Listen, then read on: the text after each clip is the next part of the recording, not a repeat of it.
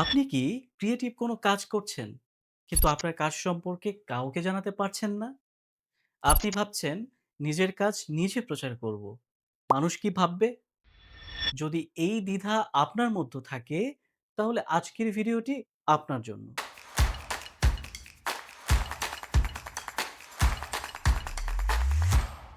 আসসালামু আলাইকুম। নতুন আরেকটি বুক রিভিউ ভিডিওতে আপনাকে স্বাগত। আজ আমি কথা বলবো অস্টিন ক্লেয়নের বিখ্যাত বই শো ইওর ওয়ার্ক নিয়ে।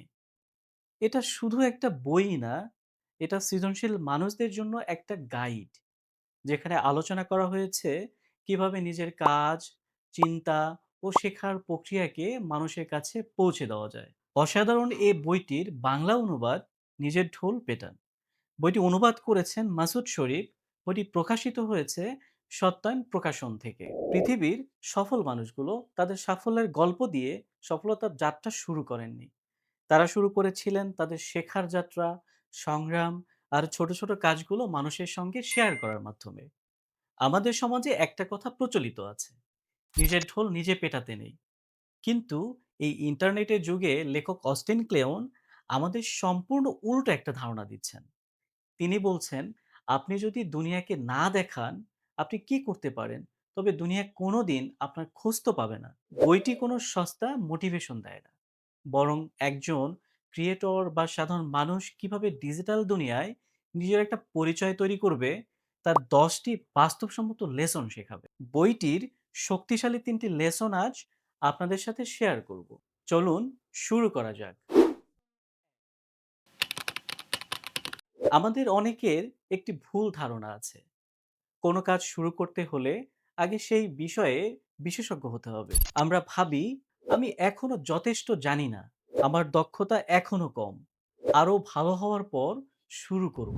বইটিতে লেখক বলেছেন, আপনাকে শুরু করার জন্য জিনিয়াস হওয়ার প্রয়োজন নেই, বরং আপনার শেখার যাত্রাটাই হতে পারে অন্যদের জন্য মূল্যবান। আপনি আর যা শিখছেন সেটিও হয়তো অন্য কারোর জন্য নতুন একটি ধারণা হতে পারে। একজন সৃজনশীল মানুষ হিসেবে আপনার কাজ হলো নিজের শেখার প্রক্রিয়া, অভিজ্ঞতা এবং আবিষ্কারগুলো মানুষের সঙ্গে ভাগ করা। কারণ মানুষ সবসময় শুধু বিশেষজ্ঞদের কাছ থেকেই শেখে না, অনেক সময় তারা এমন একজন মানুষের কাছ থেকেও অনুপ্রাণিত হয় যে তাদের মতোই শিখছে এবং ধীরে ধীরে এগিয়ে যাচ্ছে। তাই নিখুঁত হওয়ার অপেক্ষায় থেমে না থেকে শুরু করুন, শিখুন এবং আপনার শেখার পথটি একজন শিক্ষা নবিশ হিসেবেই তা শেয়ার করা শুরু করুন। আমরা সাধারণত মানুষের সফলতার শেষ ফলাফলটাই দেখি। একজন লেখকের প্রকাশিত বই দেখি, একজন শিল্পীর সুন্দর কাজ দেখি, একজন কন্টেন্ট ক্রিয়েটরের সফল ভিডিও দেখি। কিন্তু সেই ফলাফলের পেছনের দীর্ঘ পথটা আমরা দেখি না। কতবার চেষ্টা করতে হয়েছে, কত ভুল থেকে শিখতে হয়েছে, কতবার ব্যর্থ হওয়ার পর আবার শুরু করতে হয়েছে। বইটিতে লেখক বলেছেন, আপনার কাজের পেছনের গল্প, আপনার প্রতিদিনের সংগ্রাম বা আপনি কিভাবে কাজটা করেছেন সেটা মানুষকে দেখান। কারণ মানুষ শুধু একটি নিখুঁত ফলাফল দেখে অনুপ্রাণিত হয় না, তারা জানতে চায় এই ফলাফল কিভাবে তৈরি হলো, আপনি কি শিখছেন, কিভাবে কাজ করছেন, কোন সমস্যার সমাধান করছেন। এসব শেয়ার করলে মানুষের সঙ্গে আপনার একটি গভীর সম্পর্ক তৈরি হয়। মানুষ এগুলো পছন্দ করে। আমরা মনে করি মানুষের সামনে কিছু শেয়ার করার জন্য বড় কোনো অর্জন বা অসাধারণ কোনো কাজের প্রয়োজন। বইটিতে লেখক বলেন, বড় কিছু তৈরি করার অপেক্ষা করবেন না, বরং প্রতিদিন ছোট ছোট কিছু শেয়ার করার অভ্যাস তৈরি করুন। এটি হতে পারে আপনার আজকের শেখা কোনো বিষয়, কোনো ভালো বইয়ের একটি গুরুত্বপূর্ণ লাইন, কাজ করার সময় পাওয়া কোনো নতুন ধারণা, অথবা আপনার চলমান প্রজেক্টের ছোট্ট একটি অংশ। কারণ ছোট ছোট শেয়ারিং এর মাধ্যমেই ধীরে ধীরে মানুষের সঙ্গে একটি সংযোগ তৈরি হয়। আপনার প্রতিদিনের ছোট্ট ছোট্ট কাজগুলো হয়তো আলাদা করে খুব বড় মনে হবে না, কিন্তু সময়ের সঙ্গে এগুলোই আপনার জ্ঞান, দক্ষতা এবং পরিচয়ের একটি সম্পূর্ণ চিত্র তৈরি করবে। বড় সাফল্য অনেক সময় ছোট ছোট ধারাবাহিক কাজের ফল। তাই অপেক্ষা না করে আজ থেকে আপনার শেখার পথের ছোট একটি অংশ মানুষের সঙ্গে ভাগ করে নেওয়া শুরু করুন।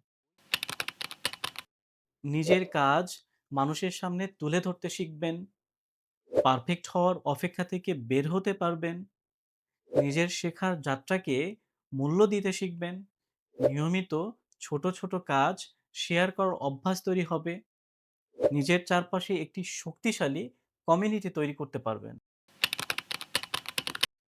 বইটি মূলত ছোট ছোট ধারণা, উদাহরণ ও পরামর্শের মাধ্যমে লেখা। যারা বিস্তারিত গবেষণা বা গভীর বিশ্লেষণ আশা করেন, তাদের কাছে ভালো নাও লাগতে পারে। বইটির মূল বার্তা বারবার বিভিন্নভাবে তুলে ধরা হয়েছে, যা কিছু পাঠকের কাছে অতিরিক্ত মনে হতে পারে। অনুবাদের সবচেয়ে বড় চ্যালেঞ্জ ছিল অস্টিন ক্লেয়নের সহজ কিন্তু গভীর লেখার স্টাইল ধরে রাখা। আমার কাছে অনুবাদটি অনেক মানসম্মত মনে হয়েছে। অনুবাদের ভাষা অনেক সহজ ও ঝরঝরে ছিল। ভাষা সহজ হওয়ায় বইটির মূল বার্তাগুলো পাঠকের কাছে সহজেই পৌঁছে যাবে। প্রকাশক হিসেবে সত্যায়ন প্রকাশন বইটির উপস্থাপনায় ভালো কাজ করেছে। বইটির ছোট ছোট অধ্যায়, সুন্দর বিন্যাস এবং সহজ পাঠ্য ফরম্যাট নতুন পাঠকদের জন্য বেশ সহায়ক। বইয়ের কাগজের মান ও বাধাই অসাধারণ। আপনি যদি একজন স্টুডেন্ট, ফ্রিল্যান্সার, রাইটার বা কন্টেন্ট ক্রিয়েটর হন, যিনি নিজের কাজকে মানুষের সামনে তুলে ধরতে সংকোচ বোধ করছেন, তবে এই বইটি আপনার টেবিলে থাকা উচিত। বইটি আপনার নিজের কাজকে নতুনভাবে দেখতে এবং নিজের শেখার যাত্রাকে মূল্য দিতে সাহায্য করবে। ভালো থাকবেন। দেখা হবে পরবর্তী ভিডিওতে নতুন কোনো অসাধারণ বইয়ের গল্প, শিক্ষা ও রিভিউ নিয়ে। আল্লাহ হাফেজ।